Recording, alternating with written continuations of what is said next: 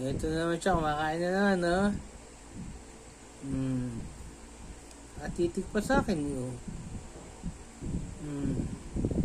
Kapunda!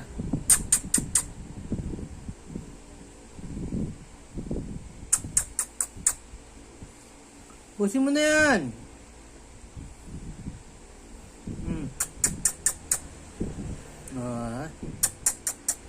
Kain pa! Tapos na akong kumain eh. Tapos napansin ko dumaan sa harapan ko habang nanonood ako ng Itbulaga sa cellphone. Dumaan sa harap ko, nagparamdam. Tapos ilatagan ko ng kanin. Mga ilang minuto lang, pakita na uli.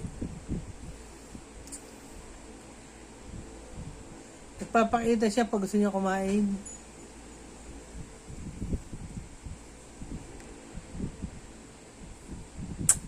Saan ka punta? Uy! Yan, wala.